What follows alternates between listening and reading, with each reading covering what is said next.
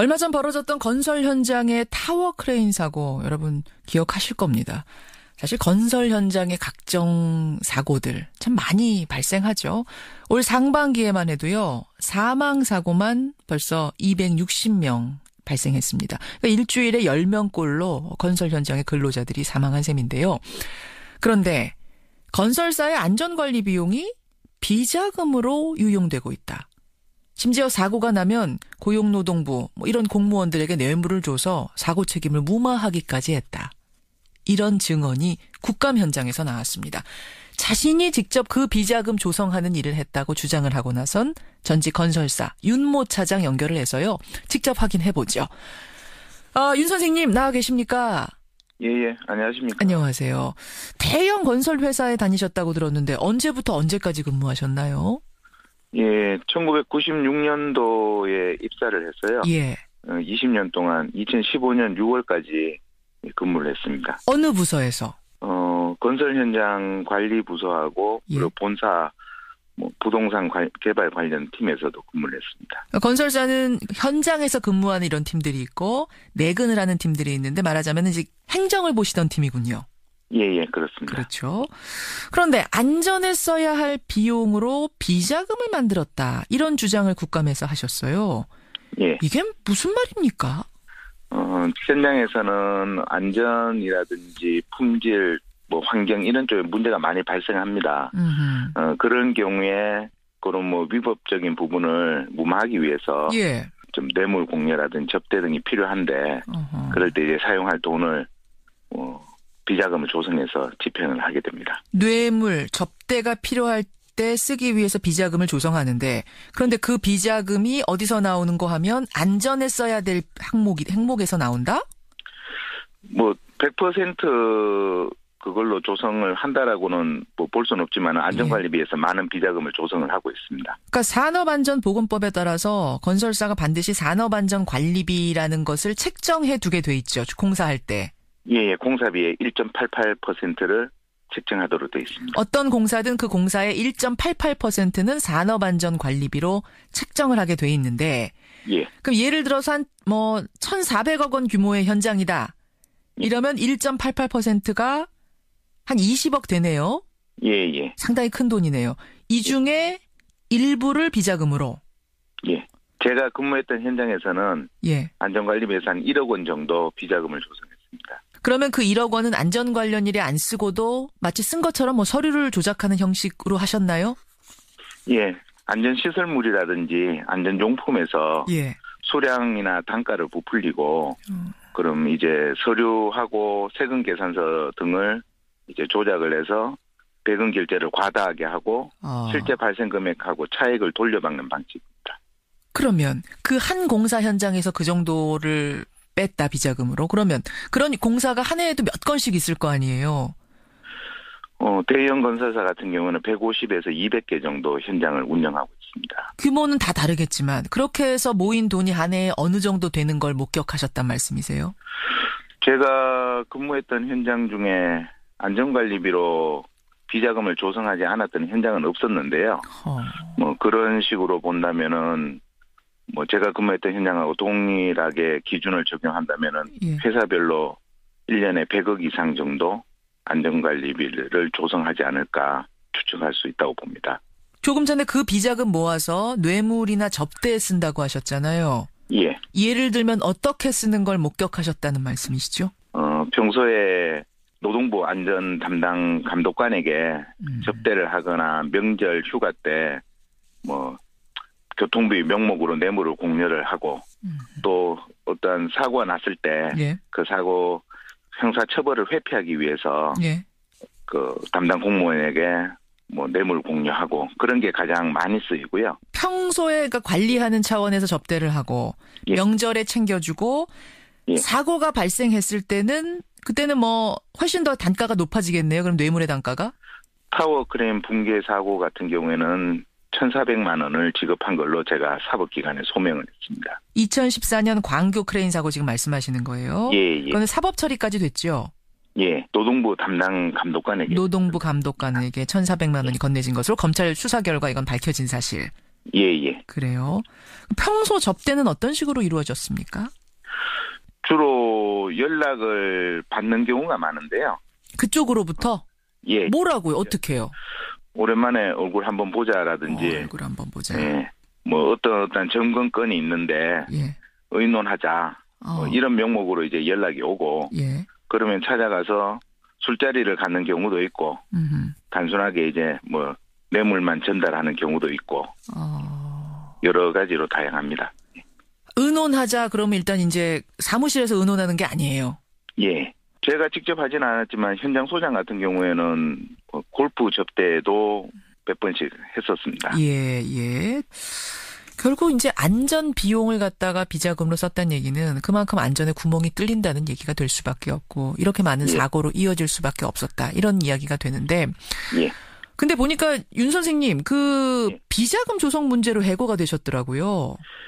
몽고하니 2014년 그 광교 크레인 사고 때 관련자들에게 뇌물 준 거, 요 비자금을 조성한 게 당시 윤 차장님 개인이 저지른 비리다 해서 해고가 되시고 지금 법정 소송까지 하고 계신 상황이시라면서요? 예, 그렇습니다. 이게 무슨 얘기입니까?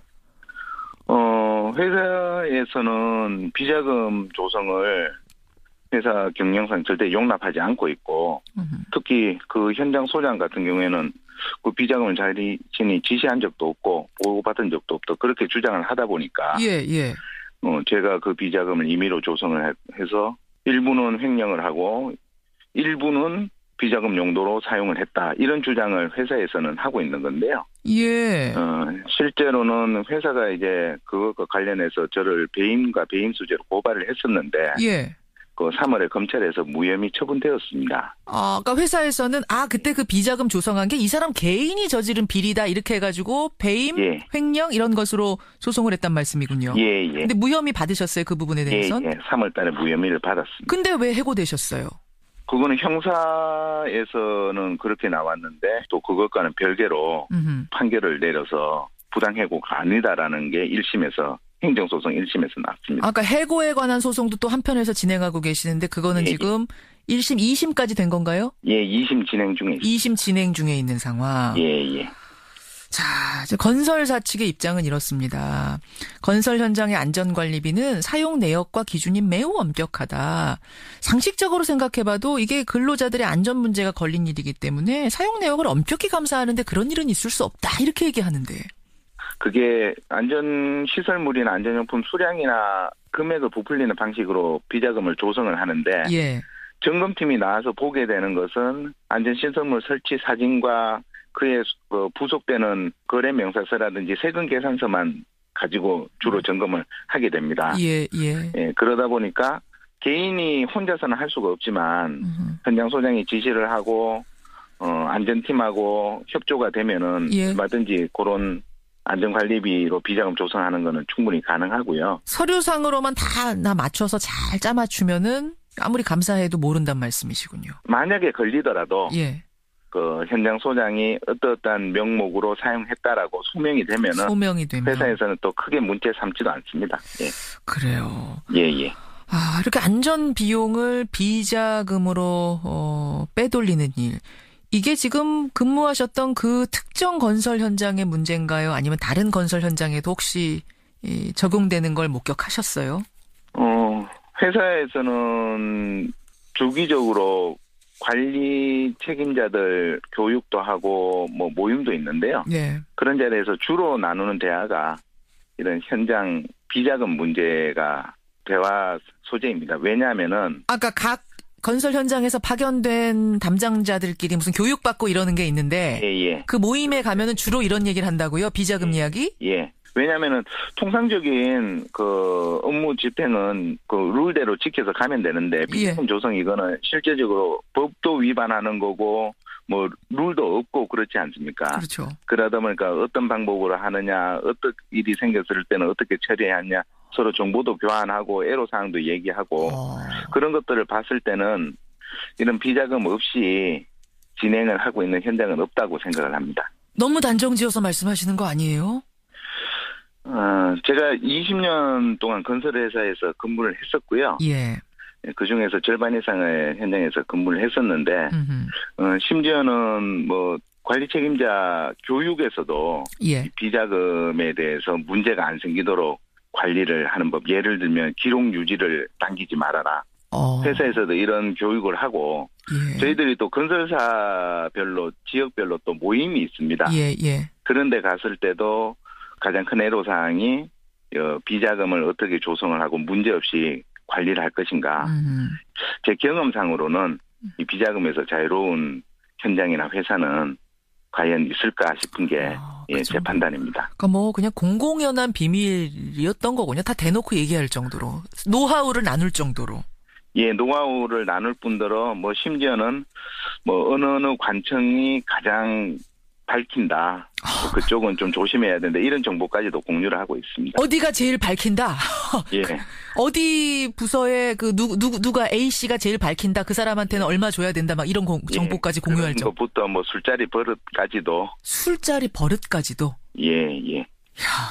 그럼 뭐 술자리에서 뭐 흔히 하는 얘기로 진상을 부린다 그러면은 그 사람하고는 웬만하면 술자리는 가지 말아라. 돈만 주고 말아라. 이런 얘기까지도 하는 거죠. 세상에. 그 정도로. 그래요. 그런 비자금 조성하는 일을 담당하셨던 거니까 하면서도 신경은 좀 찹찹하셨겠어요. 일이니까 뭐 주어진 일이니까 하면서도. 뭐 그런 것들이 아예 없지는 않았었는데요. 또 조직에 이제 있다 보니까 인사권자의 뭐 지시라는 명분 또는 어떻게 보면 처벌을 안 받게 하기 위해서 동료 직원들을 위한다는 미명으로 예. 또 한편으로는 제가 이런 비자금 조성하는 업무를 하더라도 예. 현장 근로자에게 미치는 영향은 미미할 거다, 없을 거다, 뭐 그런 생각도 했었습니다. 그러니까 안전관리 비용에서 이런 거 뽑아서 해도 그게 뭐가 큰 해악일까 이런 생각을 하셨다고요. 예. 뭐 현장에 안전시설물 이런 거 제대로 해주면 되지.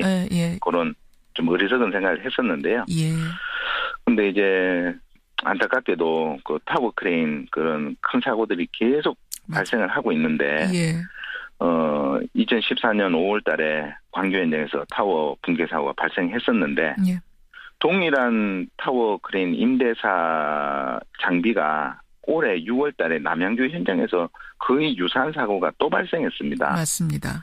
예. 그러다 보니까 과연 2014년도에 비자금으로 처벌을 무마하지 않고 제대로 처리를 했더라면 과연 올해 이 사고가 발생했을까 이제 그런 생각이 들면서 죄책감도 많이 들고 예. 좀 책임감도 느끼고 그렇게 되었습니다. 그래서 국감 현장의 증언까지 하게 나서게 되셨단 말씀이세요.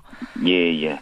그러니까 건설 현장의 사건 사고 이게 뭐 어쩔 수 없는 거 불가피한 뭐 숙명적인 거 아니야 이렇게 생각하고 항상 넘어갔던 면도 없지 않나 있는데 이게 얘기를 듣고 보니까 막을 수 있었던 사고들도 터졌던 거구나라는 생각이 절로 드네요.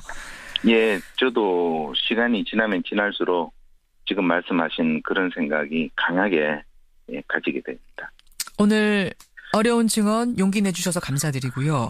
예. 저희가 건설사 측의 좀 이야기도 한번 들어보고 싶은데 이쪽에 지금 반응들 입장들이 제대로 나오지 않은 상태입니다.